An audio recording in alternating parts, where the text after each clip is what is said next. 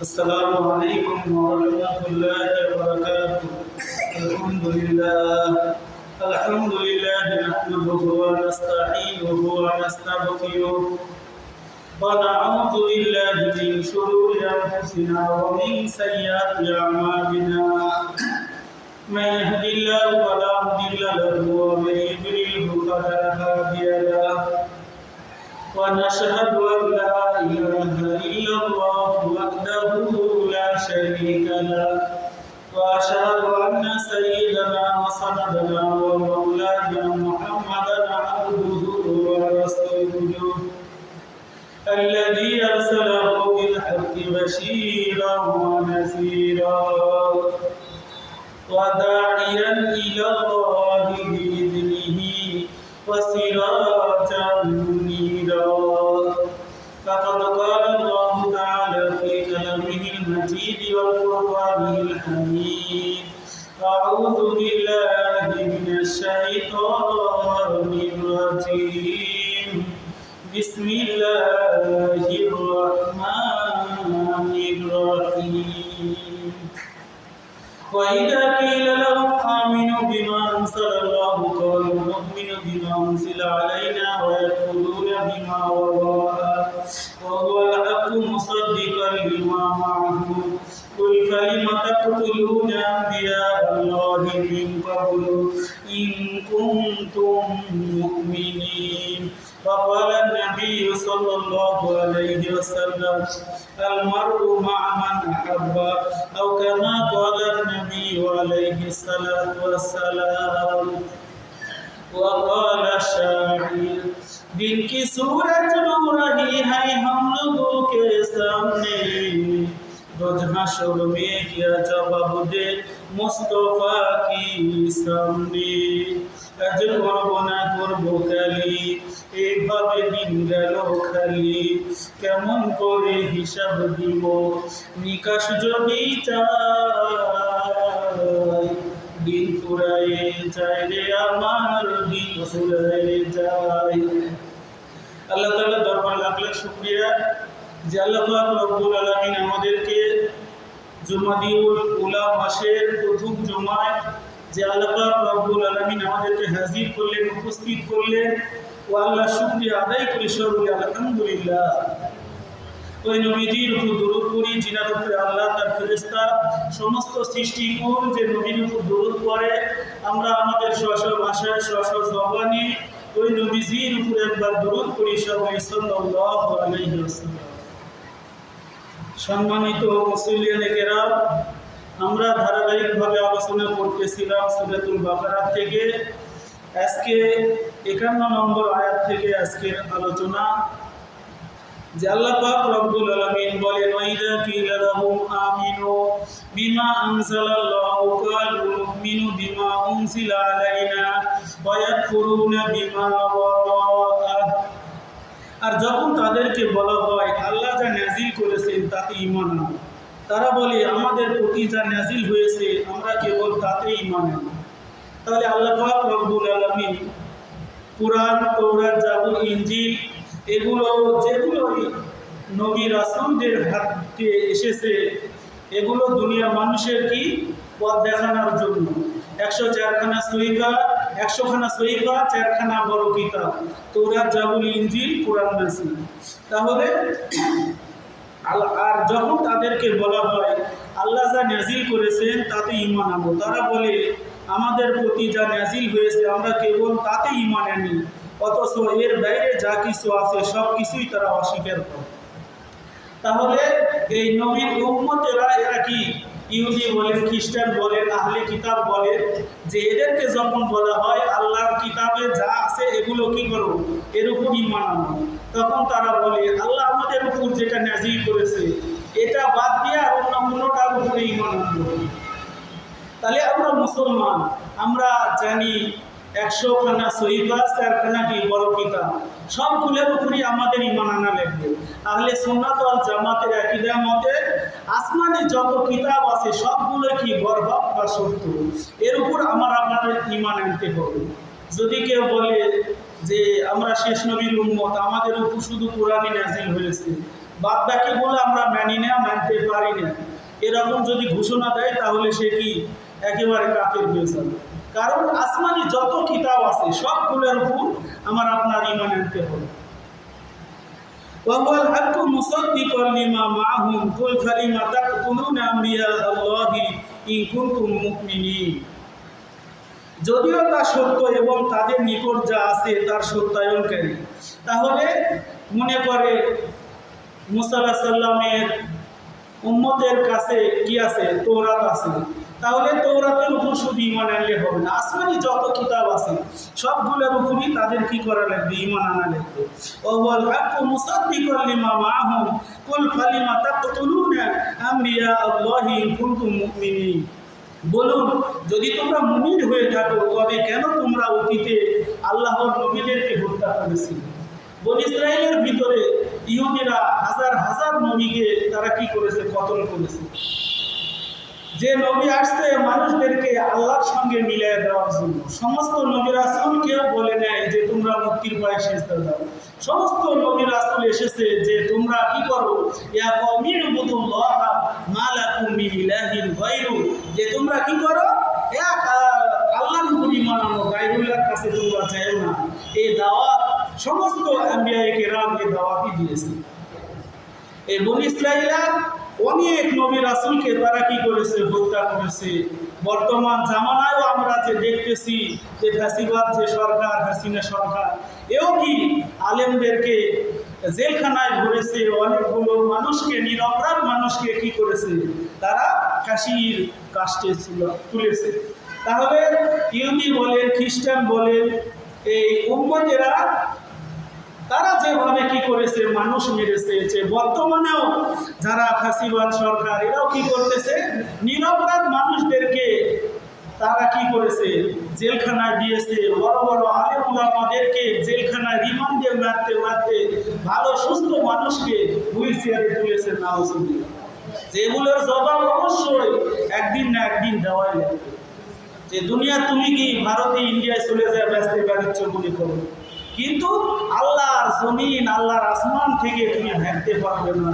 সূরা রহমানের ভিতরে আল্লাহ বলেন, ইয়া মাশারাল জিন্নি ওয়াল ইনসি ইন ইসতাতাতুম আন তানফুযু মিন আকতারিস সামাওয়াতি ওয়াল আরদি ফানফুযু, যে হে আমার বান্দারা, জিন হোক মানুষ হোক, আল্লাহ বলতেছে যে তোমরা আল্লাহর এরিয়া থেকে, আল্লাহর বর্ডার থেকে তুমি ভাগতে পারবে না। যেখানেও যাও সেখানে আল্লাহর আসমান, আল্লাহর জমিন, আল্লাহ কি তোমাকে অবশ্যই কি করবে? একদিন পাকড়াও করবে। আসরের মাঠে আল্লাহ বলবেন যেদিন, সেদিন বলবেন আইনাল মাফার, পালাবি কোথায়? পালাবার কোনোই পথ নেই। খুযুহু ফাগুল্লুহু সুম্মা জাহিমা সাল্লু সুম্মা ফি সিলসিলাতিন যারউহা সাবউনা যিরাআন ফাসলুকু। যে কিয়ামতের দিনে আর কি পালানোর পথ নেই। আজকে তুমি পালাইতেছো দেশে টাকা পয়সা সম্পদ নষ্ট করে, এই দেশ থেকে পালিয়ে আরেক দেশে যাচ্ছ, কিন্তু আসরের মাঠে আর কি পালানোর কোনোই পথ নেই। আল্লাহর ফেরেশতারা কি ধরে নিয়ে আসবে। যে শুধু আল্লাহর একটা কমান, আল্লাহর একটা অর্ডার পাওয়ার সঙ্গে সঙ্গে যে সেখানেই থাক, মালাকুল মউত, দেখে মালাকুল মউত যখন জান কবজ করতে আসে তার সঙ্গে ৭০,০০০ কি যদি ইমানদার হয় রহমতের ফেরেশতা থাকে, আর যদি বেঈমান হয় তাহলে গজবের ফেরেশতা থাকে। যে এইভাবে তাকে কি করে? অ্যাটাক করে। বলিয়া তাওয়াফাকুম মালাকুল মাউতিল্লাযী বুক্কিলা বিকুম সুম্মা ইলা রাব্বিকুম তুরজাউন। সূরা সিজদার ভিতরে আল্লাহ বলতেছে যে হে দুনিয়ার মানুষ, আজকে তোমরা কি আল্লাহর ইবাদত বন্দেগী না করে মন যা চাইতেছে সেই দিকেই চলে যাইতেছো। মন চাইতেছে তোমার দুনিয়ার পিছনে পড়া, দুনিয়ার কি বড়লোক হওয়ার ধান্দা, যে তোমার 10তলা গাড়ি হোক, 5তলা গাড়ি হোক, তোমার কি এতগুলো বাস হোক, এতগুলো ট্রাক হোক, যে এত জমি হোক, এই চিন্তা মানুষ করতেছে। কোনো মানুষ এই প্রতিযোগিতা করতেছে না যে আমি কবর পথের যাত্রী, আমাকে কবরে যাইতেই হবে, আমার ঈমান আমলে ডেভেলপ করা লাগবে, আমার ঈমান আমল বাড়াতে হবে।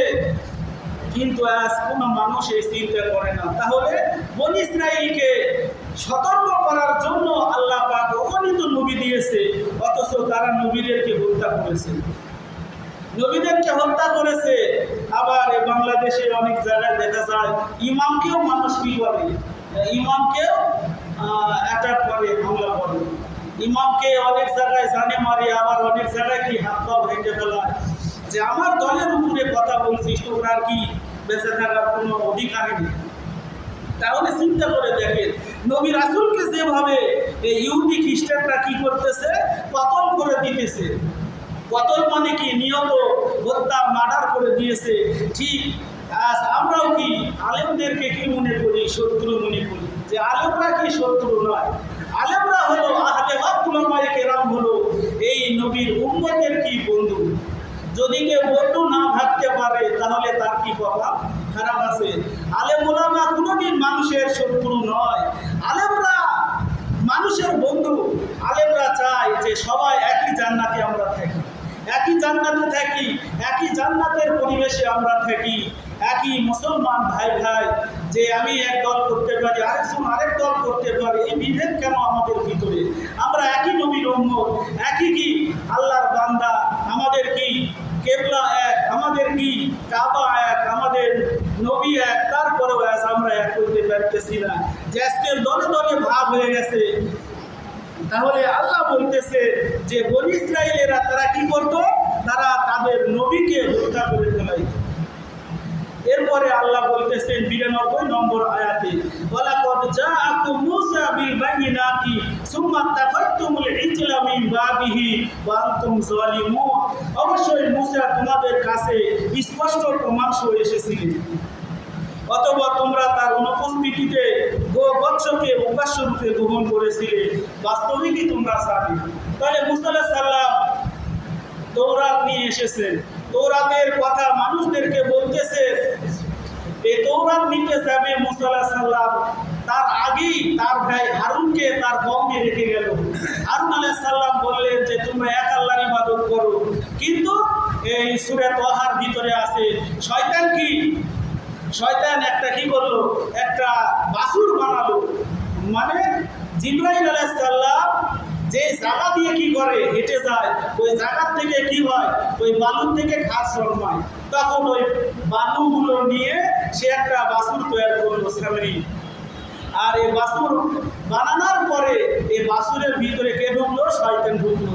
শয়তান ঢুকে হাম্বা হাম্বা বলতেছে, শয়তান ঢুকে কথা বলতেছে। তখন সব মানুষ কি করলো, যে মূসা যতই বলুক এই মূসার আল্লাহ কি, এটা দেখা যায় না, আর এই বাছুর কি হুবহু কথা বলতেছে। তাহলে চিন্তা করেন, আমি আপনি যে রবের ইবাদত করি, অবশ্যই দুনিয়াতে আজকে আমরা আল্লাহকে দেখতে পাইতেছি না। অবশ্যই আসলের মাঠে যদি আমরা ঈমান নিয়ে আল্লাহর জান্নাতে যাই, আল্লাহ কি করবে, কামা তারাউনাল কমার লাইলাতাল বদরি। হাদিসে পাকের ভিতরে আল্লাহর পয়গম্বর বলে 14 তারিখের রাতে যেভাবে আসমানে চাঁদ উদিত হয়, গোটা দুনিয়ার মানুষ যেভাবে চাঁদকে দেখে, আল্লাহ পাকও আমাদের সঙ্গে দেখা দিবে। সবাই বলি সুবহানাল্লাহ। আল্লাহ দেখা দিবে। আল্লাহ জান্নাতে যাওয়ার পরে বলবে, বান্দা তোমাদের আর কোনো আশা আকাঙ্ক্ষা তামান্না আরজু আছে কিনা? তখন বলবে, আল্লাহ আপনি আমাদেরকে জান্নাত দিয়েছেন, আর কিছু নেই। আল্লাহ বারবার আসবে, আসার পরে বলবে, বান্দা এখনো বলো তোমাদের কাছে কি কোনো জিনিস অপূর্ণ আছে কিনা? সব মানুষ জান্নাতের ভিতরেও আলেম ওলামার কাছে ছুটে যাবে, যা বলবে যে আল্লাহ বারবার আসতেছে, বারবার শুধু আল্লাহ বলতেছে যে আর কি বাকি আছে, যে আল্লাহ তো আমাদেরকে জান্নাত দিয়েছে, আল্লাহ তো আমাদের উপর রাজি হয়ে গেছে, আর কি আছে? তখন আলেমরা বলবে, জান্নাত তো জবসে ইয়া রব কিয়া করো, আর জুহাই মাই তুঝে দেখা করো, ভুলে গেল মান সিদ্ধি নিয়ামত হাই তু, সবসে বরকার নিয়ামতে দিদারে তু। সবাই সুবহানাল্লাহ। যে কবি বলে, জান্নাত আর জাহান্নাম দিয়ে আমি কি করব? আমার উপরে যদি আল্লাহ রাজি হয়, আমি দুজকে যেতে রাজি আছি। তাহলে আল্লাহ পাকের কাছে আমরা জান্নাত চাবো না, কি চাবো? আমরা জান্নাতের মালিককে চাবো। দেখেন যে একটা ওয়াকিয়াত আছে, যে ওয়াকিয়াতকে অনেক মানুষ কি হাসি তামাশা মনে করে। যদিও মানুষ হাসি তামাশা মনে করে করুক, কিন্তু তাজকিরাতুল আউলিয়ার ভিতরে এই ওয়াকিয়াত আছে। রাবিয়া বসরি রহমতুল্লাহ আলাইহি একদিন স্বপ্নে চোখে আগুন আর পানি নিয়ে দৌড়াইতেছে, আগুন আর পানি নিয়ে দৌড়াইতেছে। লোকজন ডাক দেয়া বলল, হে রাবিয়া, তুমি আগুন আর পানি নিয়ে দৌড়াইতেছো কেন? তখন বলতেছে, আমি আগুন নিয়ে যাইতেছি, এই আগুন দিয়ে আল্লাহ জাহান্নাম নিভিয়ে দিব। আর কি আগুন দিয়ে আমি আল্লাহর জান্নাতকে আর পানি দিয়ে দুজনকে বলতেছে কারণ কি? তখন বলতেছে, দুনিয়ার মানুষ শুধু জান্নাত পাবার আশায় আর দুজক থেকে বাঁচার জন্য ইবাদত করে, কেউ আল্লাহকে রাজি খুশি করার জন্য ইবাদত করে। এই জন্য আমরা যেই নামাজ পড়ি, ইবাদত করি, যাই করি না কেন, আমার উদ্দেশ্য হবে খালিসান ওয়াজহিল্লাহ, আল্লাহকে রাজি খুশি করা। যে আমি নামাজ পড়ি, আমি রোজা করি, হজ করি, যাকাত করি, যাকাত দিই, যা করি না কেন, আমার মানুষকে দেখানো এই নিয়ত থাকা চলবে না। যদি আমার নিয়ত থাকে যে আমি হজে যাচ্ছি, মানুষ আমাকে হজ থেকে পারে হয়ে আসলে, বাংলাদেশে আসলে আমার নামের সঙ্গে আলহাজ উমুক নেতা, উমুক খেতা, এইভাবে নামের টাইটেল যোগ হবে। এইভাবে নামের টাইটেল যোগ হওয়ার জন্য আমার হজ করলে হবে না। আমি কি সারা সপ্তাহে নামাজে আসি না, জুম্মার দিন যদি না যাই, মানুষ আমাকে কি আমার জানাজায় যাবে না, আমি মারা যাওয়ার পরে আমাকে মানুষ কি ভালোবাসবে না, এই খারাপ নিয়ত থাকলে হবে না। লোক দেখানো যদি ইবাদত থাকে, এগুলো আল্লাহ কি করবে? ধুলি কণার মতো উড়ে দিবে। ওয়া কাদিমনা ইলা মা আমিলু মিন আমালিন ফাজআলনাহু হাবাআন মানসুরা। ৫ নম্বর পারা শেষে আল্লাহ বলেন যে ইউরাউনা নাসা ওয়ালা ইয়াযকুরুনাল্লাহা ইল্লা কালিলা। যারা লোক দেখানো নামাজ পড়ে, লোক দেখানো নামাজ কারা পড়ে? আল্লাহ বলে যে যারা কি লোক দেখানো নামাজ পড়ে, এদের নামাজ কি মুনাফিকি নামাজ। মুনাফিক যেভাবে নামাজ পড়ে, আল্লাহর পয়গম্বর হাদিসে বলে যে মুমিন সে মসজিদের পরিবেশে গেলে, ওয়াজের পরিবেশে গেলে সে কি হয়? তার ঈমান বৃদ্ধি পায়, সে ওখান থেকে বাইরে হতেই পারে না। যে সোশ্যাল মিডিয়ায় একটা কি ডায়লগ কি ভাইরাল, মুরব্বী কি বলিচ্ছে, মুরব্বী মানে ওয়াজ শুনতে আসে, আবার কি পেশাব করবার যাওয়া চলবে না। তাহলে যে আজকে মুরব্বীরা ওয়াজ শুনতে গেল, যাওয়ার পরে কি বিড়ি খাতেই যায় না পেশাব করতে যায়, যে ওয়াজের মাঝখানে বসার পরে কি আবার উঠে চলে যায়। তাহলে আল্লাহর পয়গম্বর বলেন যে যারা ইমানদার, তারা কোরআনের পরিবেশে গেলে, হাদিসের পরিবেশে গেলে, মসজিদে ঢুকলে তারা কি হবে? তারা মাছ যেমন পানিতে শান্তি পায়, ইমানদার কি মসজিদে গেলে শান্তি পাবে। আর আল্লাহর পয়গম্বর বলেন মুনাফিক তারা, যারা কি খাঁচাই বন্দি পাখির মতো ছটফট করে, খাঁচাই বন্দি পাখির মতো ছটফট করে, তখন আমি খাঁচা খোলা পাবো আর এক উড়ানে আমি কি সুন্দরবনে চলে যাব। যে পাখি কি বলে যে আমার খাঁচার থেকে মুক্ত করে দাও, দেখো আমি কি তাড়াতাড়ি সুন্দরবনে চলে যাই। ঠিক আমি আপনি যারা নামাজ পড়তে আসি, জুম্মার দিন একটা দিন নামাজ পড়ি, নামাজ পড়ার পরে মুরব্বির জন্য আমার দোয়া করতে হবে। এরপরে কি সুন্নত আছে, নফল আছে, মুস্তাহাব আছে, এগুলো নামাজ না পড়ে এত তাড়াতাড়ি মসজিদ থেকে বের হই, আবার নামাজের পরে মানুষ কি খুঁজতেছে আমার স্যান্ডেল কোথায় চলে গেল। তাহলে চিন্তা করে দেখে যে আমি মসজিদে আসলাম একটা দিন নামাজ পড়তে, আমার সুন্নত আছে, নফল আছে, মুস্তাহাব আছে, এগুলো বাদ দিয়ে আমি তাড়াতাড়ি মসজিদ থেকে বের হইতে পারলে ব্যাস। আবার অনেকে বলতেছে হুজুর জুম্মার দিন আপনার কি হুঁশ জ্ঞান নেয়, তাড়াতাড়ি কি করতে হবে? ওয়াজ শেষ করতে হবে, তাড়াতাড়ি ওয়াজ শেষ করতে হবে, তাড়াতাড়ি নামাজ পড়তে হবে। হাটের দিন যদি আগে ভাগে যেতে না পারি, মানুষ কি জুম্মার দিন একটা দিন কি আমি মসজিদে আসছি, এখানে যে আলোচনা হবে, এই আলোচনা শোনার দ্বারা আমার ঈমান যেন বৃদ্ধি পায়, আমার যেন আমলের আগ্রহ পয়দা হয়। কিন্তু আমাদের আমলের আগ্রহ পয়দা হইতেছে না।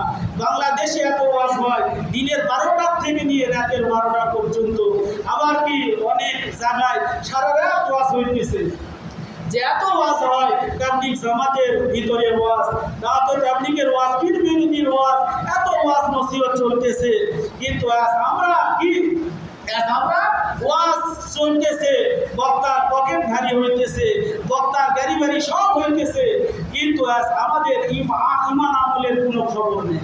কারণ আমরা কি শুধু সুর শোনার জন্য যাই, যে বক্তার কি ভালো সুর, সে বক্তা কি খুবই ভালো, হাইরে ইউটিউব গরম করা এক এলাকা কি কাঁপায় ফেলাছে, যে এইভাবে আমরা কি ওয়াজ শুনতে যাই, যদি সুর ভালো হয় হচ্ছে হুজুর সারা রাত ওয়াজ করে, কিন্তু ফজরের নামাজ আমরা জামাতের সহিত পড়ার জন্য রাজি নেই, সারা রাত কি ঘুমায়। বক্তা হাফিজুর রহমান সিদ্দিকী কুয়াকাটার হুজুর বলে যে বাংলাদেশের মানুষ কি সারা রাত আর ঘুমায় না, কি করে সারা রাত শুধু মোবাইল চালায়, ঘুমায় কখন বলতেছে ফজরের পরে, ফজরের মুয়াজ্জিন যখন আযান দিতেছে হাইয়া আলাস সালাহ হাইয়া আলাল ফালাহ, আর সে কি করতেছে তখন ঘুমায় যাইতেছে। অথচ আল্লাহর পয়গম্বর বলে জুইলাত কুররাতু আইনি লিস-সালাত, আমি পয়গম্বর আমার চক্ষু শীতলতা নামাজের ভিতরে, কিন্তু আমরা নামাজের ভিতরে আমার চক্ষু শীতলতা আসে না, নামাজ পড়তে আমার মন চায় না। মসজিদে আযান হইতেছে, ইমাম নামাজ পড়াইতেছে, আর আমি মুসল্লি কি বাড়িতে শুয়ে থাকি। আবার কি মসজিদের পাশে রাস্তা, মুসল্লি আরামে মুখ টান করে চলে যাচ্ছে, আসো নামাজ পড়তে আসো, সে একবার ইমামের দিকে ভ্রুক্ষেপ করে তাকায়ও না। তার কথা, তার মানে হইতেছে যে জুম্মার দিন আজকে নামাজ পড়ে গেছি, এর আগে যতই আপনি আমাকে ডাকেন আর কি মসজিদে আসবো না, মসজিদের দিকে ফিরেও তাকাবো না, আবার জুম্মার দিন আসলে আবার মসজিদে আসবো। যদি আমাদের এইরকম হয় মন, তাহলে আমরা যতই ওয়াজ করি, যতই মাহফিল হোক, যতই ওয়াজ হোক, যতই জুম্মার দিন ওয়াজ করতে করতে ইমাম সাহেব কি অবস্থা খারাপ হয়ে যায়, আমরা শুধু ওয়াজ শুনবো কিন্তু আমরা আমলে আনবো না, তাহলে হবে না। যেই জন্য আমরা যে দুই চারটা কথা শুনি না কেন, আমার ভালো হওয়ার কি নিয়ত করতে হবে, আমার ইসলাম হওয়ার নিয়ত করতে হবে, আমার সংশোধন হওয়ার নিয়ত করতে হবে, যে আমি কি কবর পথের যাত্রী, কবরে আমাকে যেতে হবে, কবরে আমাকে যেতেই হবে। আমি কবরে যাবো কি নিয়ে যাব, আমার ইমান আমল গুছাইতে হবে। যদি আমরা ইমান আমল না গুছাই কবরে যাই, তাহলে অবশ্যই কি হবে, ইমান আমল গুছা না গেলে কবরে যায় কি করা লাগবে, আফসোস করা লাগবে। সেদিন তিনটা প্রশ্ন কবরে করবে, মান রব্বুকা মান দীনুকা মান নবিয়ুকা। তিনটা প্রশ্নের উত্তর ইমানদার হলে সঙ্গে সঙ্গে, খালি প্রশ্ন করার সঙ্গে সঙ্গে ভিতর থেকে অ্যান্সার বের হবে। আর যদি কি না থাকে, আমার যদি ইমান ভালো না নিয়ে যেতে পারি, নামাজ ঠিক মতো না নিয়ে যেতে পারি, রোজা না নিয়ে যেতে না পারি, আল্লাহর হুকুম আহকাম নবীর তরিকা ইসলামী মতাদর্শের উপর না চলে আমি যখন মারা যাব, আর আমাকে কবরে ফেরেশতারা যখন সওয়াল করবে, কোশ্চেন করবে, আমার ভিতর থেকে কোনো অ্যান্সার বের হবে না। শুধু কি হবে, হা হা লা আদরি, হা হা লা আদরি, হায় আফসোস আমি তো কিছুই পারি না। এই জন্য আল্লাহ পাক যেন আমাদের সবাইকে দুনিয়ায় থাকতে পরকালের সম্পদ, ইমান ও আমল গুছায়ে, পাঁচ ওয়াক্ত নামাজ, তারপরে আল্লাহ তাআলার হুকুম আহকাম মেনে আল্লাহ যেন আমাদেরকে কবরে যাওয়ার তৌফিক দান করে, সকলে আল্লাহুম্মা আমিন। আমরা যারা